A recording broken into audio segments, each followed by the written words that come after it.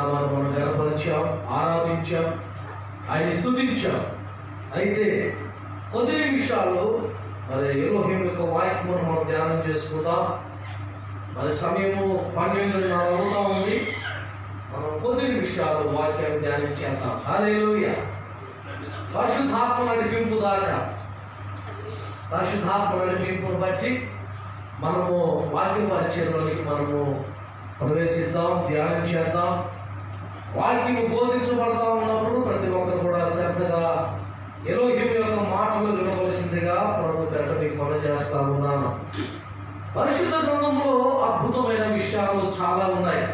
అయితే ఒక క్రైస్తవ జీవితంలో మనము ఈ భూమి మీద పొందుకోవాల్సిన దీవెనలు పొందుకోవాలి అంటే మనవంతు సాహసము, మనవంతు త్యాగము చేయాలి అని పరిశుద్ధ గ్రంథం తెలియపరుస్తూ ఉంది.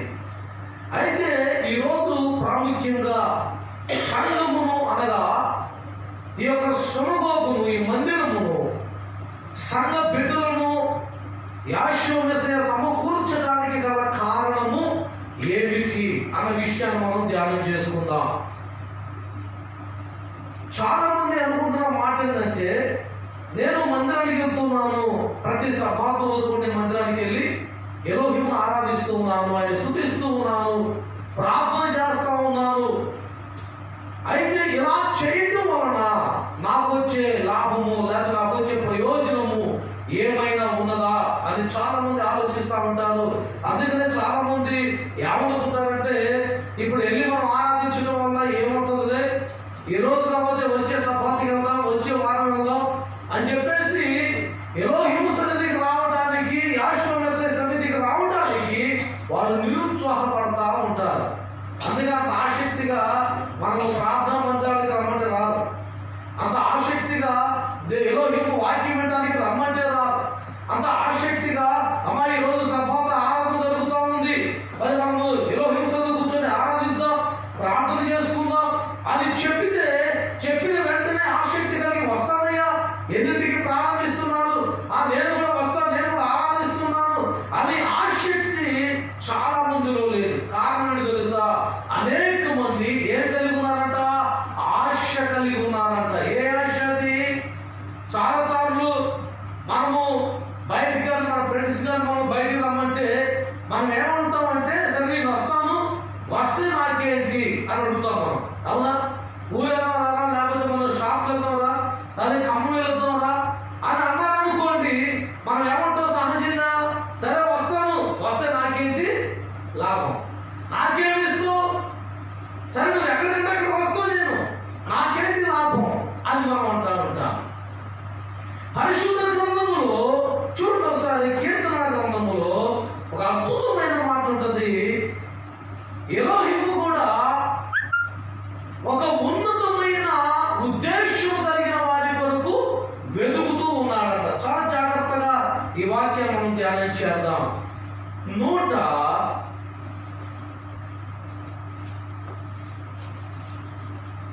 101వ కీర్తన 6వ వచనాన్ని మనం చదువుతాం. 101వ కీర్తన 6వ వచనము, నా యొద్ద నివసించున్నట్లు దేశంలో నమ్మకస్తులైన వారిని నేను కనిపెట్టుచున్నాను. చాలండి, తర్వాత లైన్ ఇంకోసారి చదువుతాం. ఇప్పుడు చాలా జాగ్రత్తగా మనం గమనిద్దాం. ఏముంది ఇక్కడ? నా యొద్ద నివసించున్నట్లు దేశంలో నమ్మకస్తులైన వారిని నేను కనిపెట్టుచున్నాను. ఇప్పుడు ఎలోహిం చేస్తున్న పని తెలుసా? నమ్మకమైన వారి కోసం కనిపెడుతున్నాడంట. చాలా జాగ్రత్తగా మనం గమనించాలా. వాళ్ళు సేవకుల, లేదా విశ్వాసుల, సంఘ పెద్దల, లేదా ఎలోహిం తెలుసుకున్న బిడ్డల, లేదా మామూలుగా వారు తెలుసుకోకుండా ఉన్నవారా అన్నది కాదు. ఇక్కడ మాట ఏంటి?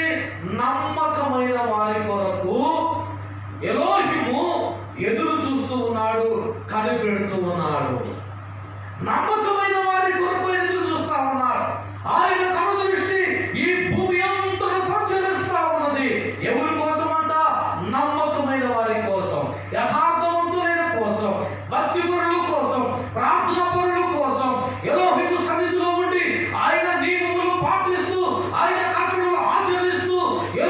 చెప్పినట్లుగా ఈ భూమిని ఆశించకుండా ఆయన కొరకు ఎదురు చూసే వారి కొరకు ఎలోహిము కను దృష్టి ఏం చేస్తా ఉందంట? సంచరిస్తా ఉందంట. ఇక్కడ అద్భుతమైన మాట అంటాడు, నా యుద్ధ నివసించున్నట్లు.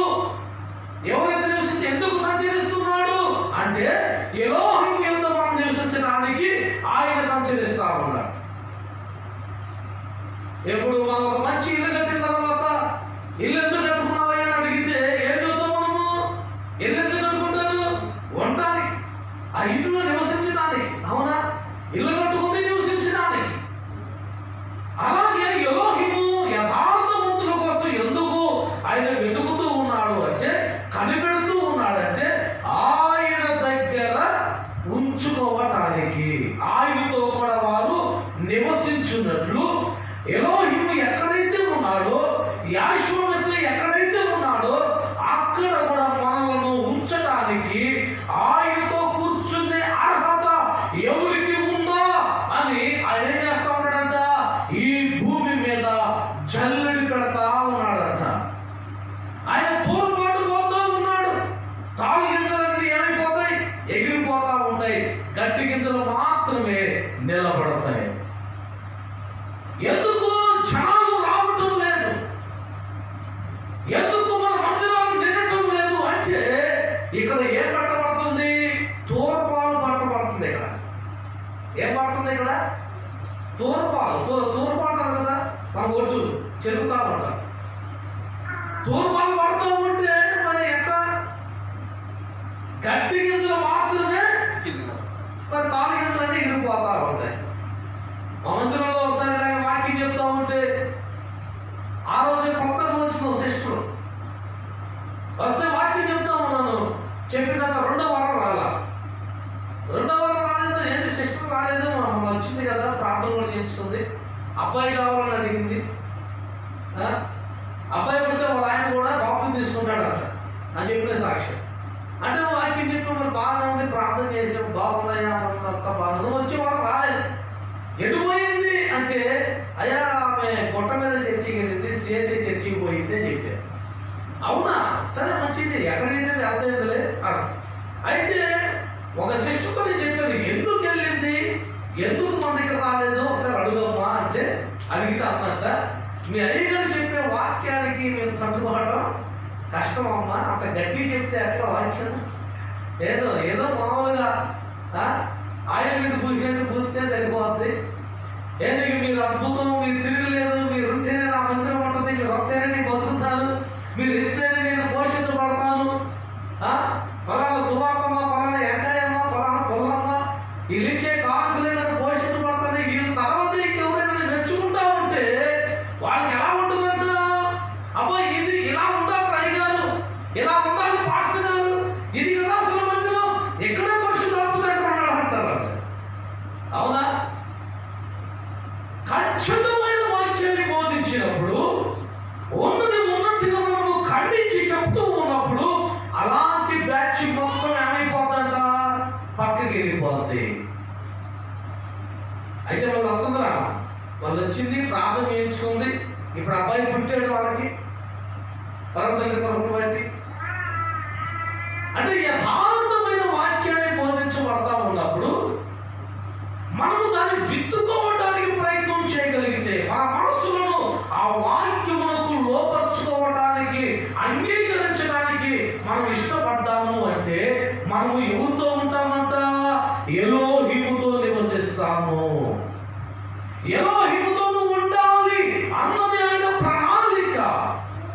ఎలోహిముతో ఉండాలి అనే ముఖ్య ఉద్దేశంతోనే నశించిపోతున్న మనలను, పాపములో ఉన్న మనలను, చీకటి సామ్రాజ్యంలో ఉన్న మనలను, సాతాను కబంధ హస్తకాల్లో ఉన్న మనలను, మరణానికి దగ్గరగా ఉన్న మనలను, పాతాళానికి వెళ్ళడానికి సిద్ధంగా ఉన్న మన బ్రతుకులను ఆయనతో కూడా మనం ఉండులాగున యాషూవ మెస్సియా ఈ లోకానికి దిగి వచ్చాడు. ఆయన మన కొరకు రక్తము కార్చాడు, మన కొరకు కొయ్య ప్రాణుపై ఆయన మరణించాడు. ఆయన ఎందుకు మరణించాడు అంటే నిన్ను ఎక్కడ చూడాలని? ఆయన ఉండు స్థలములో, అనగా పరలోకములో 1000 ఏళ్ల పరిపాలనలో నీకు ఒక సింహాసనం వేసి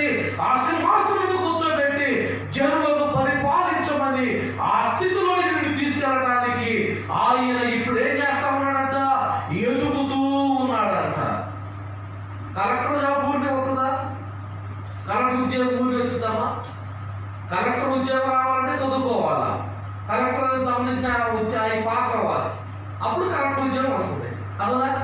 మరి నీకు ఏకమైన సింహాసనాసనం ఉన్నాడు, నిన్ను ఒక రాజుగా నియమించబోతూ ఉన్నాడు, నీ తల మీద నీ శిరస్సు మీద ఆయన ఒక కిరీటమును పెట్టబోతూ ఉన్నాడు, నీ చేతికి రాజదండనం ఇవ్వబోతూ ఉన్నాడు, అధికారంలో పొందుకోబోతూ ఉన్నావు. ఒక సింహాసనం మీద కూర్చొని నువ్వు ప్రజలను పరిపాలించే స్థాయికి నువ్వు వెళ్ళాలి అంటే నీకు కూడా ఒక హోదా, ఒక క్వాలిఫికేషన్, ఒక అర్హత కావాలి. ఆ అర్హత ఏంటంట? ఏముంది ఇక్కడ? నమ్మకస్తులైన వారిని. ఏంటంట అర్హత? నమ్మకము. ఎవరికి నమ్మకము? ఎలోహిముకి, యాశ్వమెస్సయ్యకు. ఆయన ఇచ్చిన కట్టలను అనుసరించడంలో, సబ్బతు ఆచరించడంలో, ఆయన మందిరానికి రావటంలో, మోకాలేసి ప్రార్థన చేయటంలో, ఆయన్ని వెతకటంలో, ఆయన కొరకు నువ్వు చనిపోవటానికి కూడా సిద్ధపడటంలో నీకేముండాలంట? నమ్మకము కావాలి. అలాంటి నమ్మకస్తుల కొరకు ఆయన ఏం చేస్తా ఉన్నాడంట? ఆయన వెతుకుతూ ఉన్నాడంట. ఆయన ఆల్రెడీ వేట ప్రారంభించాడు. ఏమండి? అందుకని పరిశుద్ధ గ్రంథంలో చాలా లోతుగా మనం అధ్యయనం చేస్తే మన మంత్రులు అంతకుముందు మనం పట్టించుకో. ఆయన ఎవరు? నేను ఎక్కువ విశ్వాసం మీకు ఒక ఆదివారం మా చర్చికి ఎవరు రా, నేను అమ్మగారి పిల్లలే ఉంటాను. నాకు ఆ చర్చి మొత్తం ఉన్నట్టే ఉండేస్తుంది. నేను అక్కడే చెప్తా వాక్యం. ఎవరు రాదు. ఏంటి పనులు బాగా పడిపోయి ఏంటమ్మా సాయంత్రం మళ్ళీ ఫోన్ చేసి సాయంత్రం రండి ప్రార్థన చేయండి, మీరు రాబోతే రకంగా అంటారు. వెళ్ళి ప్రార్థన చేసి కానుకలు పెడతారు. కానీ నీ నమ్మకము అన్నది ఎలోహిము దగ్గర నువ్వు కాపాడుకోవడానికి ప్రయత్నం చేయలేదు, విఫలమైపోతా ఉన్నా. అంటే సేవకుడు ఇంటికి వచ్చి ప్రార్థన చేస్తే సరిపోయింది, లేక కోపకి వెళ్ళాల్సిన అవసరం లేదు, ఆ మందిరానికి వెళ్ళాల్సిన అవసరం లేదు, ప్రార్థన చేయాల్సిన అవసరం లేదు అని మనం అనుకుంటాం చాలాసార్లు.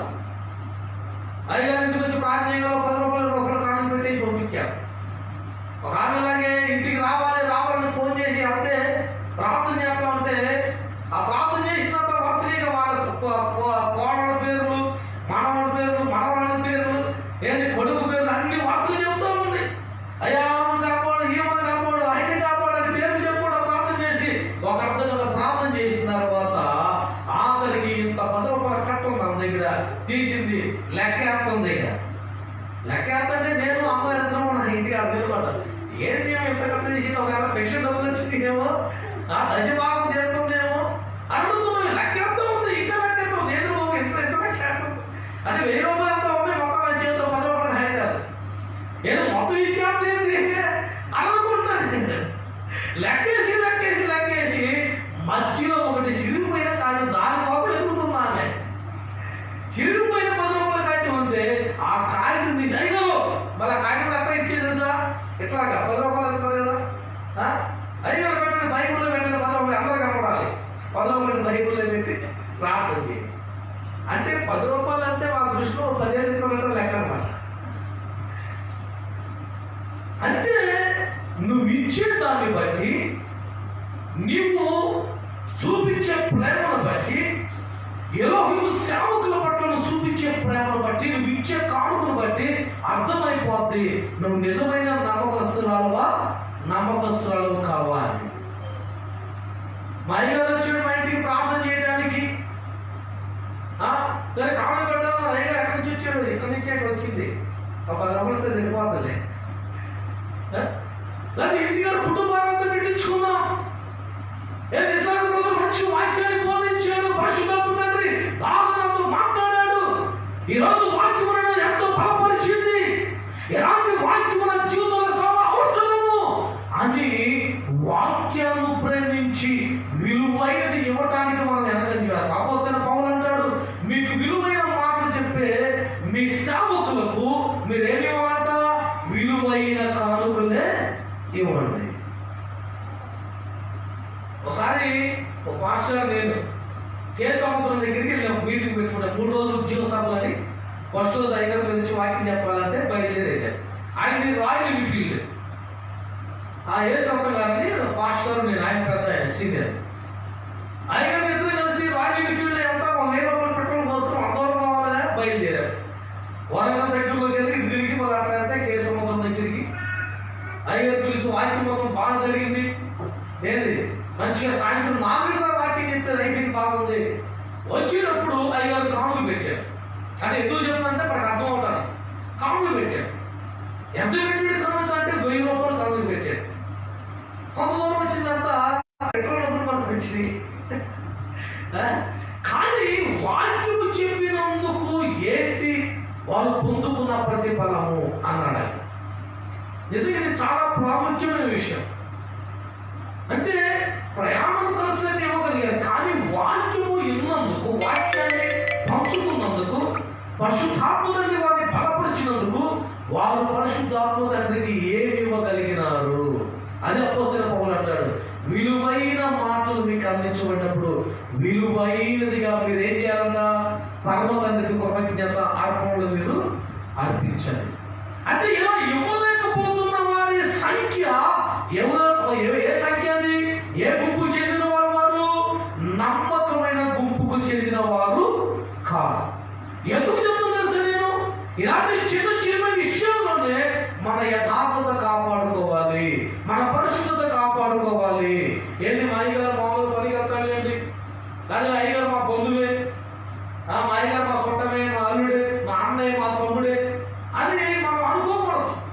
అని చెప్పేసి మనం పనిచేసిన దాంట్లో నేను మన దశమానాలు చెప్తాం. మీరు దశమానాలు చెప్తారు, అయ్యగారు చెప్తారు విశ్వాసం అంటే మా అల్లుడే కానీ ఏమెత్తావులే, అల్లుడికి ఏమెత్తావులే, ఉన్నదంతా వాళ్ళకేగా అంత చాలా మంది. ఇంకొకరేమో మా బ్రదర్ అండి, మా తమ్ముడు అండి, మా అన్న అండి, కావాలంటే ఎప్పుడప్పుడు పంపిస్తాను. ఏది ఫోన్ పే ద్వారా, గూగుల్ పే ద్వారా పంపిస్తాను. ప్రత్యేకంగా కానీ దశమానాలు చేసిన అవసరం లేదు అంటారు చాలా మంది. నేను మాట చెప్పనా, అల్లుడైనా తమ్ముడైనా ఏది కొడుకైనా సేవకుడు సేవకుడే. నువ్వు పాటించాల్సిన నియమము నువ్వు పాటించాలి. నీ సంపాదన అంతట్లో నుంచి నెలకు ఒకసారి, వారానికి ఒకసారి నువ్వేం చేయాలి? కంపల్సరిగా దశమ భాగము తీయాలి. నువ్వు ఎలోహీము సంధికి తీసుకురావాలి. నీ నమ్మకాన్ని నువ్వు కాపాడుకోవాలి. ఇక్కడ సేవ చేస్తుంది ఎవరన్నది కానీ ముఖ్యమేనా? ఇక్కడ చిన్నపిల్లడు నిలబడి వాక్యం చెప్పినా, చిన్నపిల్లడు ఉండి సంఘం నడిపిస్తున్నా, నువ్వు ఎవరిని చూడాలంట? ఎలోహిమును మాత్రమే వారిలో నువ్వు చూడాలి. బంధుత్వాలు, రక్త సంబంధాలు కాదు. నువ్వు ఆడికి వెళ్ళిన తర్వాత మీ అల్లుడికి ఎంత ఇచ్చామని అడగడు. ఆయన ఏమడుగుతాడు? నా సన్నిధిలో అనేక మంది పోషించబడినట్లు నువ్వు ఏమి చేశావు? అయ్యా నేను అంత అనుకోలేదయ్యా, మా అల్లుడే అనుకున్నది, మా తమ్ముడే అనుకున్నా, నేను అట్టాలు చెప్తే ఎప్పుడో ఇచ్చేవాడిని. అప్పుడు మళ్ళీ ఒక ఆమె ఇట్లాగే ఉందంట. నాకు ఒకసారి తెనాల్లో నేను ఒక బిషప్ సురేష్ సుధీర్ కుమార్ అని ఉన్నారు, ఆర్విస్ట్ ఇండియా అని ఒక మా తమ్ముడు అక్కడే బైబిల్ రన్నింగ్ అయ్యారు పర్లేదు. అక్కడ నేను అమెరికా వస్తే రామకృష్ణ చేయడానికి వెళ్ళాను, తర్జుమా చేయడానికి వెళ్ళాను. అక్కడ ఒక అమ్మాయి నాకు పరిచయం అయింది, అమెరికా నుంచి. ఆ పేరు ఐడల్. ఆమె నాతో ప్రయాణం చేస్తూ చెప్పిన మాట ఏంటంటే, బ్రదర్ అమెరికాలో ఒక సంఘం ఉంది, ఆ సంఘంలో ఒక ఆమె ఉంది, ఆమె నాతో ఒక సాక్ష్యాన్ని పొందుతుంది, ఆ సాక్ష్యాన్ని చెప్పనా అంది. ఆ చెప్పమ్మా అన్నా. అయితే ఆమె చెప్తుంది సార్, ఒక రాత్రి ఆమె పడుకుంటే ఒక దర్శనం వచ్చిందంట. ఆ దర్శనంలో ఆమె ఏం చూస్తా ఉంది? నరకమును చూస్తుందంట. నరకమును చూస్తా ఉంది. ఆ నరకము పెద్ద మంటతో బగుబగు మండిపోతా ఉంది. దాంట్లో అనేక మంది కేకలు వేస్తా ఉన్నారు. అందులో ఆ సంఘం, ఆమె సంఘం ఉంది కదా, ఆ మందిరంలో ఉన్న విశ్వాసులు కూడా అందులో ఉన్నారంట. బాగా అర్థం చేసుకోండి. అందుకే ఏం అర్థం కావాలి. ఏంటి మా సంఘస్థలం ఎక్కడ ఉన్నారేంటి? మా మందిరంలో పెట్టినంత మంచి ఆత్మీయులు, ప్రార్థనపరులు, మంచి ఉపాసనలు ప్రార్థన చేస్తారు, వీళ్ళు ఎక్కడున్నారు ఎందుకు అని ఆమెకు ఆశ్చర్యం వేసింది. దగ్గరికి వెళ్ళి అడుగుతా ఉన్నామా, ఏంటి మీరు ఎక్కడున్నారేంటి అని అడిగితే వాళ్ళు అన్నారంట, మేమే కాదమ్మా, మన మందిరంలో అయ్యగారు అమ్మగారు ఇక్కడే ఉన్నారు అని చెప్పారు.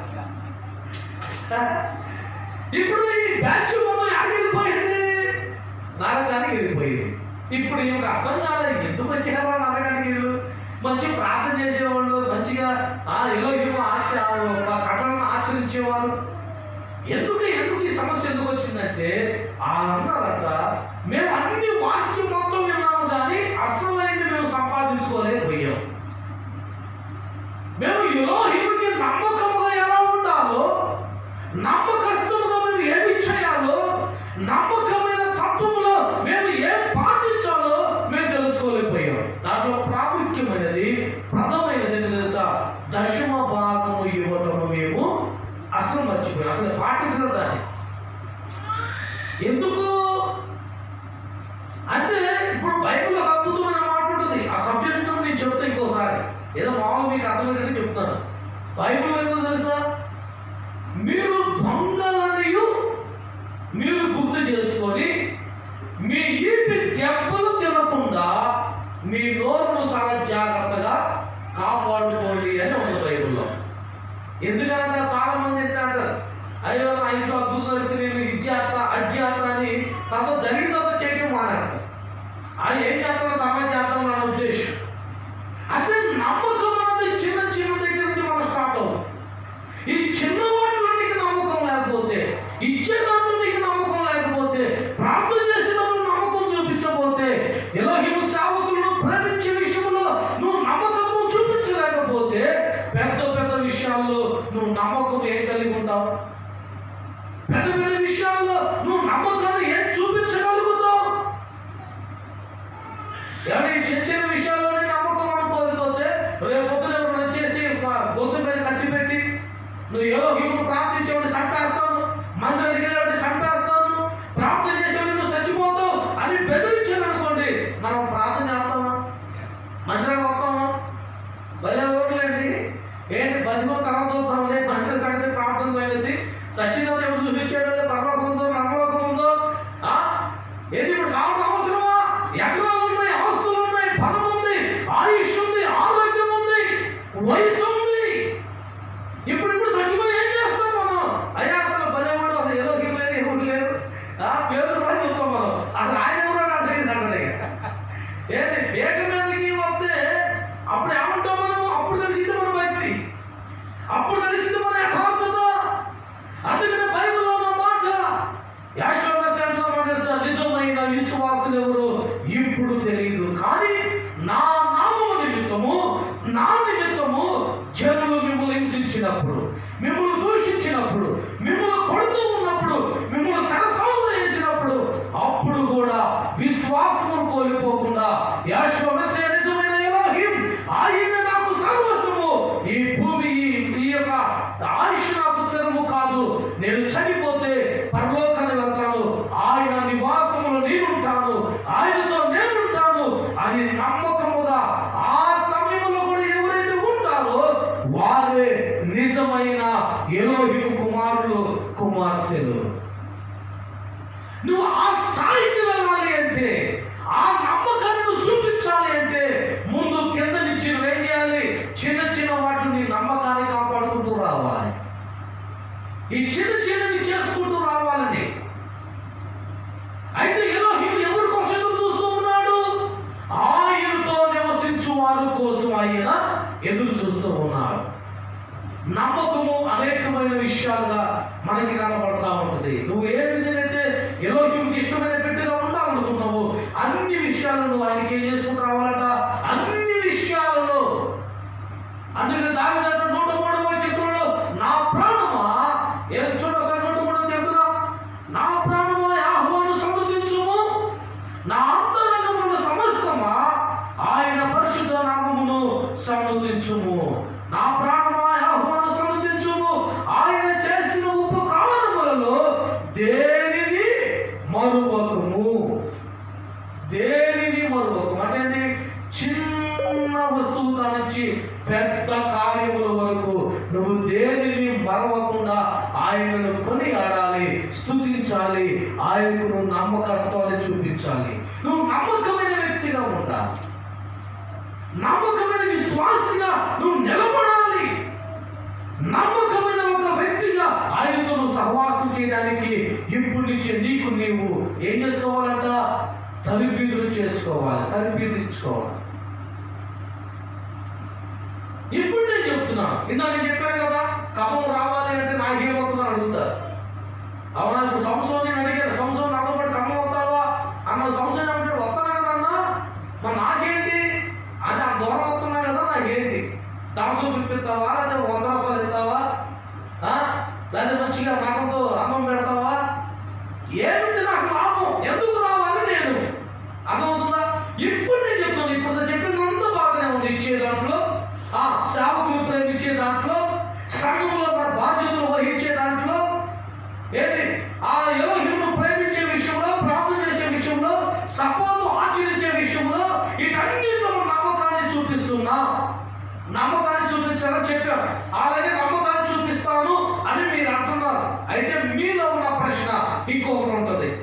అంటే ఇంత నమ్మకముగా ఉంటే నాకు వచ్చే లాభము ఏంటి? ఇంత నమ్మకంగా నేను ఉంటే, ఇంత యథార్థంగా నేను ఉంటే, ఆయనతో ఉండడం వల్ల నాకేంటి లాభం?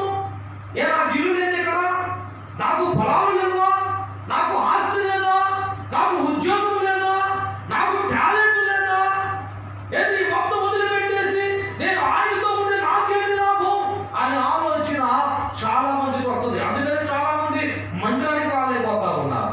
చాలా మంది యథార్థత తెలియక, ఇది సత్యము తెలియక, వాళ్ళు ఎలోహిమును ఆరాధించడానికి, వాళ్ళు మందిరానికి రావడానికి ఇష్టపడటం లేదు. లోకంలో ఉన్న వాటికే వాళ్ళు ఎక్కువ ప్రాధాన్యత ఇస్తూ ఉన్నారు. ఇక్కడ ఉన్న మాట ఏంటి? నా యొక్క నివసించినట్లు దేశంలో నమ్మకస్తులైన వారిని నేను కనిపెట్టుచున్నాను. ఎందుకు కనిపెడుతున్నాడు? మనం ఆయనకి నమ్మకంగా ఉంటే మనకు వచ్చే లాభం ఏమిటి?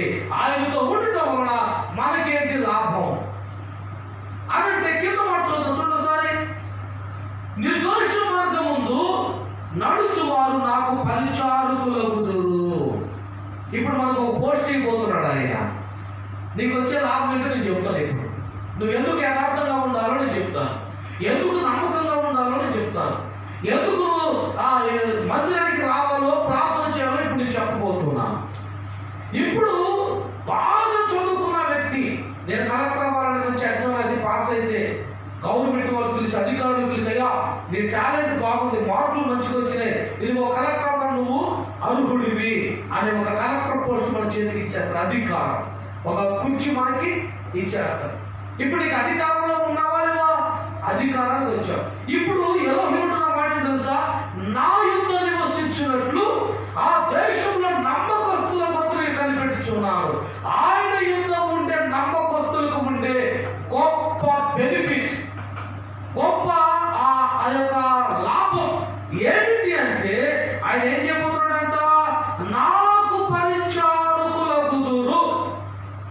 అంటే యెహోవా మెస్సియా ఏ పనికి చేయబోతున్నాడో అది నువ్వు కూడా చేసేటట్టుగా ఆయన నీకు ఒక అధికారాన్ని ఆయన ఇవ్వబోతున్నాడు. అధికారం ఎక్కడ నీకు ఇవ్వబడుతుంది అంటే ప్రకటన గ్రంథము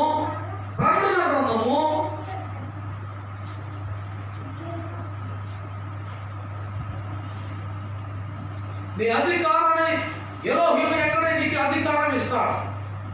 ఏ అధికారం కోసం నువ్వు నమ్మకంగా ఉండాలి? ఎందుకు నువ్వు నమ్మకం ఉండాలి? నమ్మకం ఉంటే నీకు వచ్చే లాభం ఏమిటి? ఇప్పుడు మనం చూద్దాం.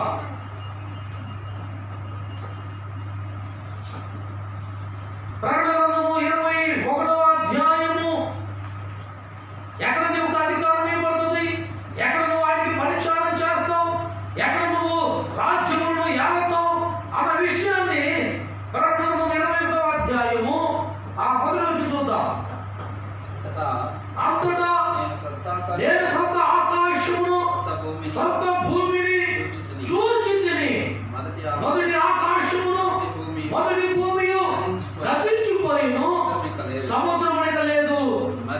మరియు నేను నూతనమైన యెరూషలేము అను పరిశుద్ధ పట్టణమును తన భర్త కొరకు అలంకరింపబడి ఉన్న పెళ్లి కుమార్తె వలె సిద్ధపడి పరలోకముందున్న ఎలోహిము యొద్ద నుండి దిగువచ్చుట చూచితిని. చాలా జాగ్రత్తగా మనము గమనించాలి ఈ మాటలు. నేను ముగించేస్తాను. ఈయన చదువుకున్న మాటలో నేను ఇందాక ఒక మాట చెప్పాను. నువ్వు ఎలోహిముకి నమ్మకంలో ఉన్న వ్యక్తిగా ఉండాలి. నమ్మకం అంటే దేంట్లో అంటే ప్రార్థన చేసే దాంట్లో, ఇచ్చే దాంట్లో, గౌరవించే దాంట్లో, మందిరానికి వచ్చే దాంట్లో, కట్టలు పాటించే దాంట్లో, సభను ఆచరించే దాంట్లో, ఇటన్నిటిలో మనం నమ్మకమైన వారంగా ఉండాలి. అయితే ఇలా చేయడం వలన నీకు నాకు వచ్చే లాభం ఏమిటి అంటే స్థిరమైన సిరి సంపదలు మనం పొందుకుంటాం, స్థిరమైన గృహాన్ని మనం పొందుకుంటాం, స్థిరమైన ఆశీర్వాదంలో మనం ఉంటాం. అనుకుందా? స్థిరమైన గృహాన్ని మనం పొందుకుంటాం అంటే మనకంటూ స్థిరమైన ఇల్లు ఒకటి కట్టబడింది, ఆ ఇల్లు స్థిరంగా ఉండిపోద్ది, దానికి పూజ పట్టదు, చెవలు పట్టదు, దాని కనుక పాడైపోదు. 10 సంవత్సరాల ఒకసారి ఇల్లు పడగొట్టి మళ్ళీ కట్టుకోవాల్సిన అవసరము లేదు. నీ కొరకు కట్టబడిన గృహము అది స్థిరమైనది, పాడవనది అంటే పాడైపోదది. అంటే ఒక నూతన సిరి సంపదలు, నూతన ఆశీర్వాదంలోనికి, ఒక ధన్యతలోనికి ఎలోహిము నిన్ను నడిపించబోతూ ఉన్నాడు. అది ఎక్కడ ఉంటుందంట? ఇందాక అనుకున్నాం కదా, ఆయనతో ఉంటే నాకేంటి లాభం, నమ్మకం ఉంటే నాకేంటి లాభం, సరే మంచిది నమ్మకం ఉంటా, నేను ఆయనతో ఉంటా, వచ్చే లాభం ఏమిటి? నాకు ఇల్లు ఉంది, ఆస్తి ఉంది, పొలాలు ఉన్నాయి, ఇవన్నీ ఉన్నాయి, నాకేం తక్కువ అంటే నీకు తెలియని విషయం ఏంటంటే ఏదైతే నీకు ఉంది అని అనుకుంటున్నావో అది ఏది నీకు ఉండదక్క. అర్థమవుతుందా? ఏదైతే నాకు ఉంది అనుకుంటున్నావో అది ఏది మనకు ఉండదు. ఎలా చెప్పగలుగుతున్నావు నువ్వు అంటే పరిశుద్ధ గ్రంథం చెప్తా ఉంది, 21వ అధ్యాయము 1వ వచనం లేదంట, అంతటా నేను క్రొత్త ఆకాశమును క్రొత్త భూమిని చూచితిని. క్రొత్త ఆకాశము, నూతన ఆకాశము, నూతన భూమి మరలా ఆయన చేయబోతూ ఉన్నాడు. అంటే అదే దానికి అర్థం ఏంటి? మొదటి ఆకాశం, మొదటి భూమి గతించిపోయాయి. అంటే ఇప్పుడు ఏదైతే నాది అని అనుకుంటున్నావో అది నీకు ఉండదు. ఆ భూమి నాశనం అయిపోతా ఉంది, ఆకాశం నాశనం అయిపోతా ఉంది. నీ ఇల్లు, సంపద, నీకున్న ఆరోగ్యం, నీకున్న ఆస్తి, నీకున్న బ్యాంకు బ్యాలెన్స్లు ఇవన్నీ కూడా పతనమైపోయే రోజు రాబోతూ ఉంది. అయితే మరి ఏముంటుంది నీకు? ఇప్పుడు నీకు ఆలోచన రావాలి. నిజంగా తెలియగల వాళ్ళం అయితే ఏంటి ఆలోచన? మరి అన్ని పోతున్నాయి అంటున్నావు కదయ్యా, అసలు పోకుండా ఉండే ఆస్తి సంపాదించుకోవాలంటే నేనేం చేయాలి? అర్థమవుతుందా? పతనమైపోకుండా ఉండే ఇల్లు నాకు ఉండాలి అంటే నేను ఏమి చేయాలి? పతనమైపోకుండా, దొంగలు పడకుండా, దోచుకోకుండా ఉండే ఆస్తిని, ధర్మను నా దగ్గర ఉండాలి అంటే నేను ఏమి చేయాలి? ఏం చేయాలి నువ్వు? నిన్న చదువుకున్న కీర్తనకారులు ఏమంటాడు? నమ్మకమైన వ్యక్తిగా ఉంటే చాలు, నువ్వేమి సంపాదించుకోకర్లేదు, అంత ఆయనే సంపాదించి పెడతాడు నీకు. హల్లెలూయా. అర్థమవుతుందా? నువ్వు చేయాల్సిన పని ఏంటి? నువ్వు చదవాల్సిన చదువు ఏంటి? నువ్వు రాయాల్సిన పరీక్ష ఏంటి? నమ్మకమైన చదువు చదవాలి, నమ్మకమైన సబ్జెక్టులో నువ్వు పాస్ అవ్వాలి. అర్థమవుతుందా? ఆ నమ్మకమైన ఆ యొక్క చదువును చెప్పడానికి ఆయన ఏం చేశాడు? నీ కొరకు ఒక సేవకుని నియమించుకున్నాడు. ఇక్కడ ఇప్పుడు ఈ సేవకుడు నీకేం చేస్తాడు? ఎలోహిముకి నువ్వు నమ్మకంగా ఎలా ఉండాలో నీకు బోధిస్తా ఉంటాడు. బోధించినప్పుడు నువ్వేం చేయాలి?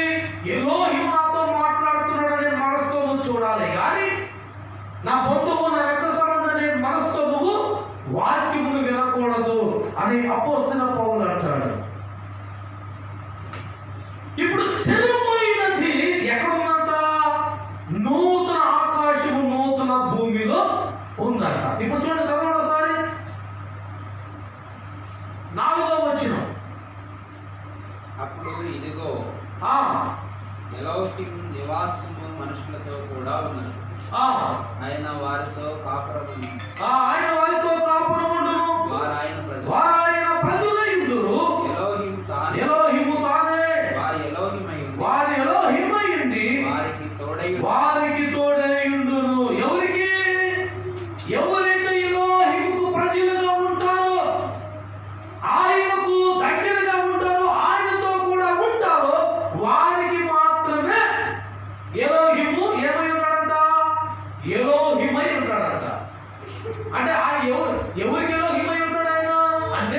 ఎవరైతే ఎలోహిముకి నమ్మకంగా ఉంటారో వారికి మాత్రమే.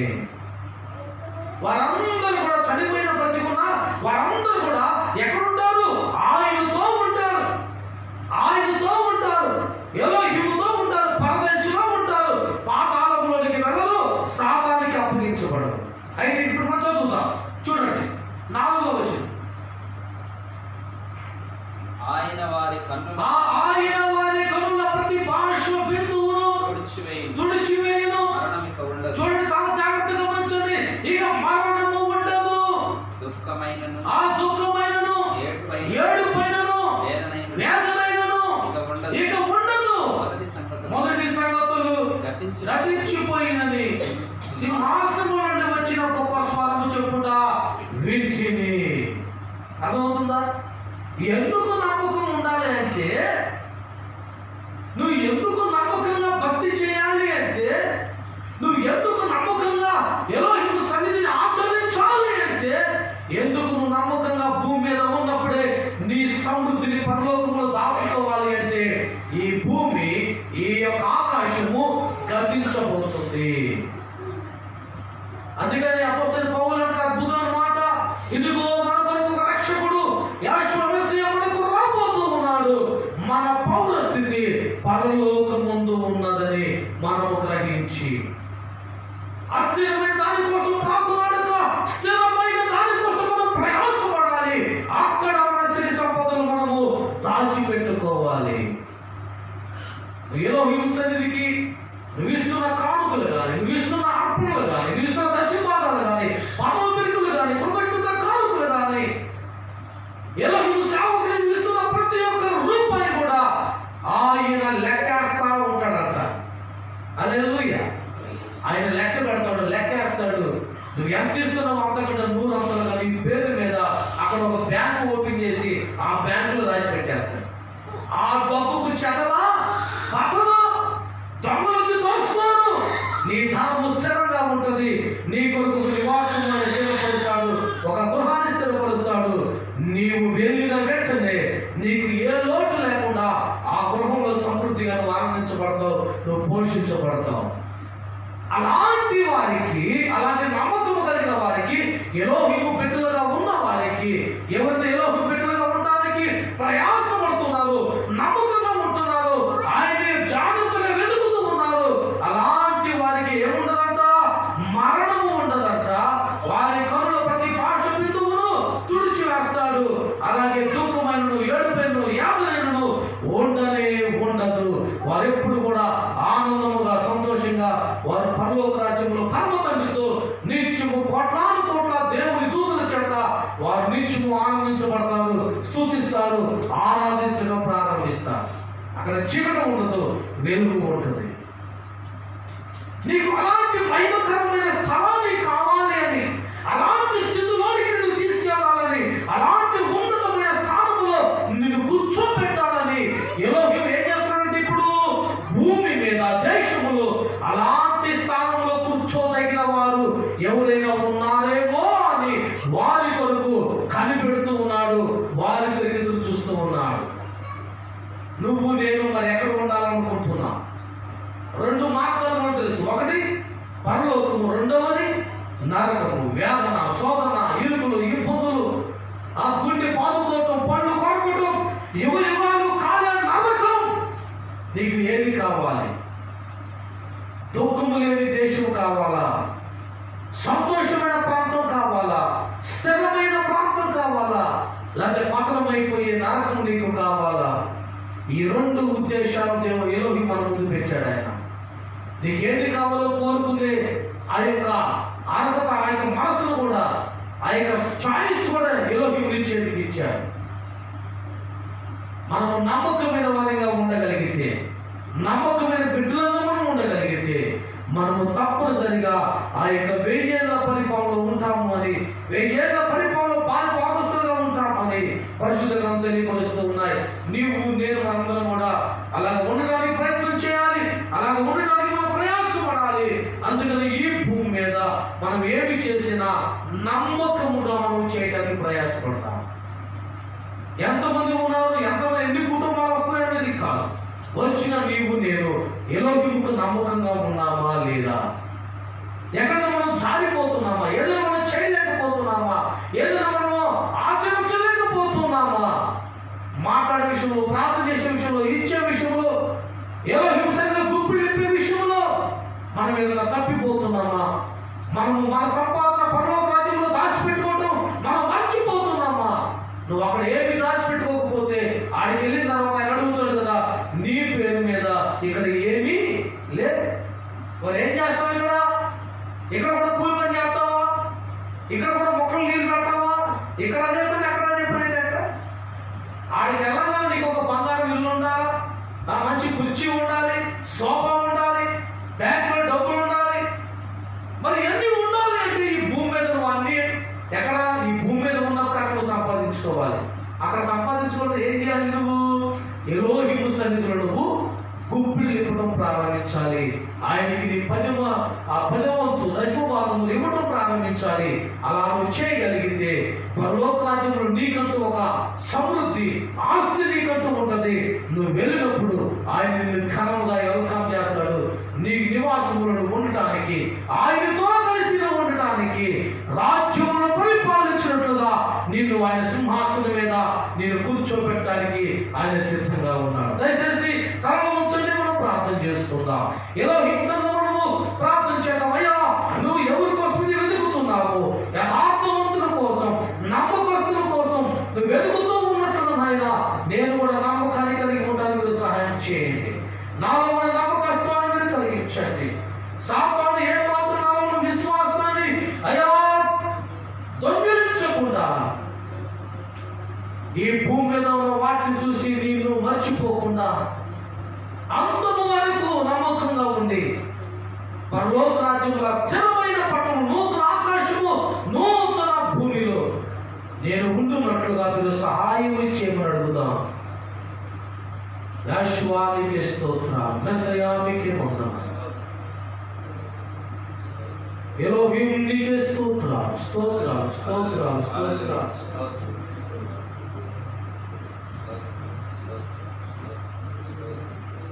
ఎలోహిమును ప్రేమను మరిచి ఆయన వదిలిపెట్టి ఈ భూమి స్థిరమని, ఈ భూమి మీద ఉన్న ఆస్తి మనకు స్థిరమని నువ్వు అనుకుంటే నిజమైన ప్రేమను కోల్పోతావు, నిజమైన నమ్మకాన్ని కోల్పోతావు. ఈ లోకంలో చూపించినంత నేత్రాశ, జీవపడ్డము అదంతా వ్యర్థమే, అదంతా పతనమైపోయేది. సాతాన్ని కనుల ముందు ఎంతో అందమైనది పెడతాడు, కానీ అది స్థిరమైనది కాదని నువ్వు గ్రహించాలి. సాతాను చూపిస్తున్న ఆశీర్వాదం ఎదురు చూసి వెళ్ళిపోతే మొదట్లో ఉన్న ప్రేమ నువ్వు కోల్పోతావు.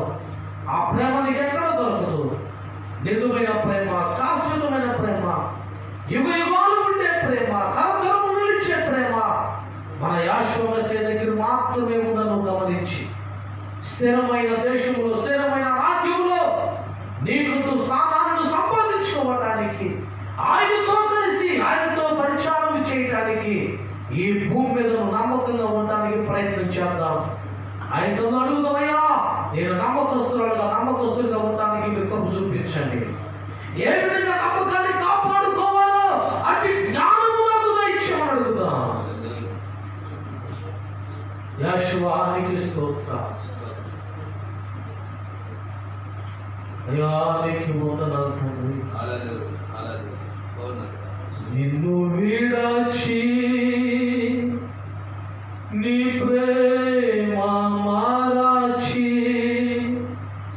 నేనెటు పోగలను యెహోవా? ఎవరు నీ ప్రేమ నాకెలా చూపగలరు?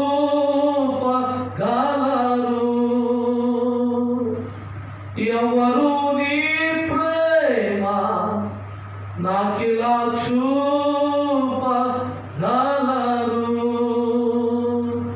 నా యెహోవా, నా యెహోవా, నిన్ను విడచి నీ ప్రేమ మారాచి నేనెటు పోగలను యెహోవా?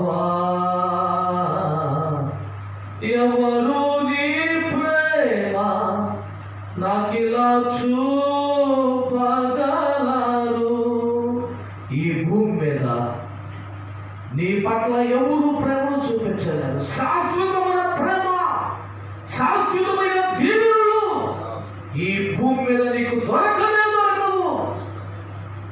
కేవలం నీ కొరకు ప్రాణం పెట్టిన యెహోవా మెస్సీయ దగ్గర మాత్రమే ఆ శాశ్వతమైన ప్రేమ దొరుకుతుంది, ఆ శాశ్వతమైన దీవెనలు దొరుకుతాయి. మరణము లేని దేశం, దుఃఖము లేని రాజ్యం, ఏడుపు లేని రాజ్యం, కలతలు లేని రాజ్యం, అనారోగ్యం లేని రాజ్యం ఎలోహిము నీ కొరకు సిద్ధపరుస్తూ ఉన్నాడు. ఆయన నీ కొరకు కట్టి ఉన్నాడు. ఆ రాజ్యం పేరే పరలోకం. నీవు పరలోకములో ఉండాలనుకుంటే, ఆ రాజ్యంలో నీకు స్థానము కావాలి అంటే, నువ్వు ఎవరైనప్పటికీ కూడా ఎలోహిము ఎదుగుతున్న వారిలో ఉన్నావా లేవా? నమ్మకమైన వ్యక్తిగా నీవు ఆయన కనుదృష్టి కనబడుతున్నావా, కనబడటం లేదా? ఒకసారి మనం పరీక్షించుకుందాం. నమ్మకమైన వారిగా మనం లేకపోతే, అయ్యా నన్ను క్షమించు తండ్రి, నీ బిడ్డగా స్వీకరించి నా తప్పులు క్షమించి నీకు నమ్మకమైన బిడ్డగా ఉండటానికి ఇప్పుడు నుంచి మీరు నాకు సహాయం ఇచ్చేయమని ప్రార్థన చేద్దాం. ఒక నిర్ణయం తీసుకుందాం. నీ వల్ల అనేక మంది నీవు ఆరాధిస్తున్న స్థలంలోనికి రావటానికి నీ వంతు కృషి నువ్వు చేస్తున్నావా? నువ్వు ఆయన సువార్తను బోధిస్తున్నావా? ఆయన సత్యనామమును చెబుతున్నావా? నీ పక్కన వారికి నువ్వు బోధిస్తూ ఉన్నావా? నీతో పాటు ఎలోహిము సన్నిధికి నువ్వు తీసుకురాగలుగుతున్నావా? నమ్మకత్వాన్ని కాపాడుకుందాం. మహాపరిశుద్ధుడా పరమ తండ్రి నామానికి స్తోత్రాలు. ఎంతవరకు మీరు మాతో మాట్లాడారే నీకు వందనాలు. చెప్పబడిన వాక్యము, ఎత్తబడిన విత్తనములు మంచి నెలలో పడి ఫలించినట్లుగా అయ్యా మేము వీటిలో హృదయాల్లో పడి అవి నూరంతుల దీవెనలు వారు పొందుకోవటానికి, నమ్మకమైన వారికి నీతో ఉండటానికి మమ్మల్ని అందరినీ మీరు సహాయం ఇచ్చేయండి. మమ్మల్ని మీరు ఎన్నుకున్నారు. మమ్మల్ని మీరు ఎన్నుకొని భూమి మీద నేను ఆరాధించడానికి, మమ్మల్ని నీ సన్నిధిలో, నీ సురభోగులోనికి, నీ మందిరంలోనికి, నీ సంఘంలోనికి నడిపించిన కాబట్టి మీ స్తోత్రాలు. నీ ప్రసన్నతలు మమ్మల్ని దాచిపెట్టేందుకు నీకు వందనాలు తండ్రి. నీతో రాజ్యము వేరునట్లుగా, నీ సింహాసనం మీద ఉండినట్లుగా మీరు చూపించే ప్రేమ బట్టి, కరుణ బట్టి నీ స్తోత్రాలు. అయ్యా మీరు మా నమ్మకాన్ని పోగొట్టుకోకుండా నీతో ఉండడానికి మీరు సహాయం చేసి యుగయుగములు నీతో ఉండే ధన్యత మాకు ఇచ్చినందుకు మమ్మల్ని నడిపిస్తున్న స్తోత్రాలు చేసుకుంటూ చెప్పిన వాక్యము ఫలింపచేసి మా బిడ్డలందరూ మేమందరం కూడా నమ్మకాన్ని కలిగి ఉండి ఆ నమ్మకాన్ని కాపాడుకొని నువ్వు వచ్చేంత వరకు మీరు చనిపోయేంత వరకు నీతో యుగయుగాలు ఉన్నట్టుకు కృప చూపించమని నాజరేయుడైన అభిషేకుడైన యెహోవా మెస్సీయ నామమున ప్రార్థించి వేడుకుంటున్నాము పరమ తండ్రి. ఆమేన్. హల్లెలూయా. హల్లెలూయా.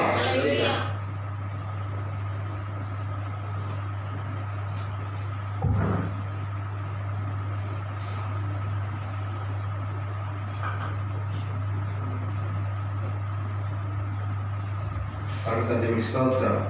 హల్లెలూయా. హల్లెలూయా. హల్లెలూయా.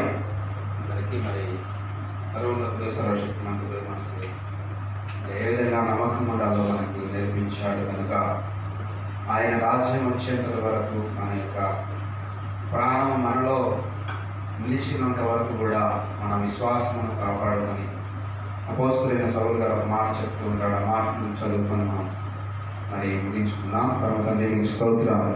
హల్లెలూయా. హల్లెలూయా. హల్లెలూయా.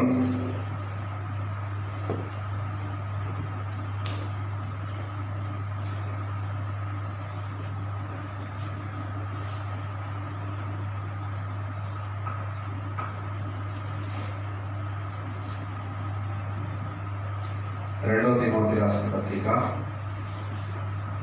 4వ అధ్యాయం 7వ వచనం సంవత్సరంలో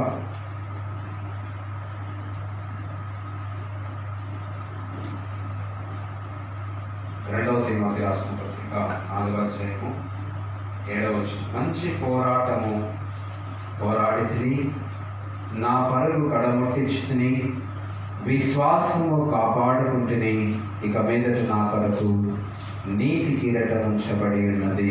తమ తండ్రి స్తోత్రం. హల్లెలూయా. హల్లెలూయా.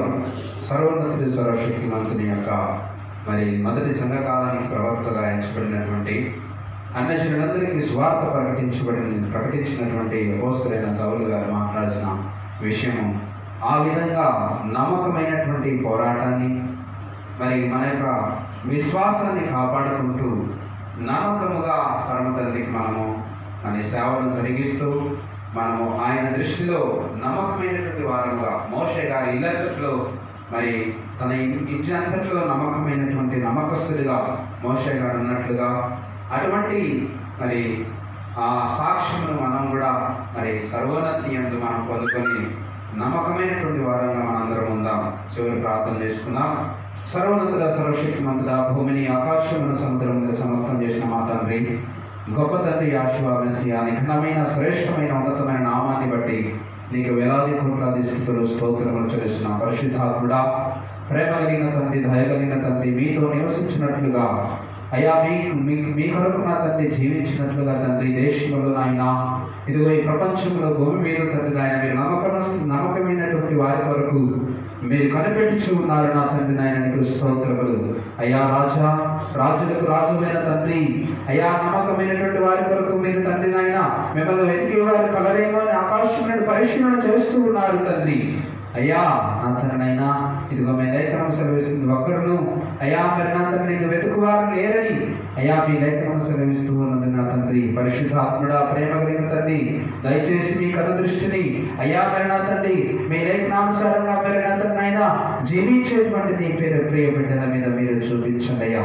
మీ కను దృష్టి, మీ విధమైనటువంటి కను దృష్టి మాపై ఉంచండి తండ్రి నాయన, నీకు స్తోత్రములు. ఇదిగో మీకు నమ్మకముగా జీవించేటువంటి కృప మాకందరికి మీరు అనుగ్రహించండి తండ్రి నాయన, నీకు స్తోత్రం. అపోస్తలుడైన సౌలు గారు నా తండ్రి నాయన అయ్యా తన విశ్వాసమును కాపాడుకున్నట్లుగా తండ్రి మా విశ్వాసములకు తండ్రి నాయన మీరే కర్తయ్యండి, కొనసాగించండి నాయన. మా విశ్వాసమును మీ కడవరకు కాపాడుకునేటువంటి దానితో మీరు దయచేయండి అయ్యా. నీకు నమ్మకమైనటువంటి నాయన మోషే గారి లాగా మీకు నమ్మకంగా జీవించేటువంటి ధన్యత మీరు మా అందరికీ అనుగ్రహించండి తండ్రి. నీకే స్తోత్రములు స్తోత్రములు స్తోత్రములు రాజా. మీకు ఇచ్చే విషయంలో నా తండ్రినైనా మేయా మీ సేవకులను తండ్రినైనా ఆదరించే విషయంలో ప్రతి విషయంలో తండ్రినైనా మేము నమ్మకంగా జీవించేటువంటి కృప దయచేయండి. మయా మీ విశ్రాంతి దినములు పాటించే విషయంలో మీకు నమ్మకంగా మేము పనిచేసేటువంటి వారుగా మీకు పరిచారకులుగా ఉండటకు మీరే మాకు సహాయం అనుగ్రహించండి తండ్రి. ఇదిగో దూర ప్రాంతంలో తననైనా మీ కుమారుడు నడిపించి మీ మాటలు వినిపింపజేసినందుకు నీకే మహిమ చెల్లిస్తున్నాం. తనను దీవించండి, ఆశీర్వదించండి. తన పరిచయం ఇంకా అతని నిరంతరం ఫలింపు మీరు దయచేయండి తననైనా. షలోమ్ రివర్వల్ చర్చిని తననైనా మీరే అయా ఆశీర్వదించండి తండ్రి. నిరంతర ఫలింపు దయచేయండి తండ్రి నాయన. స్తోత్రములు. కుటుంబాలను తననైనా కుమారులను దీవించండి, ఆశీర్వదించండి తండ్రి నాయన, నీకు స్తోత్రములు తండ్రి. అయా తన ఆన్లైన్లో చూస్తున్న ప్రతి బిడ్డను మీరు దీవించి ఆశీర్వదించి మీ నామానికి మహిమ తెచ్చుకోండి తండ్రి.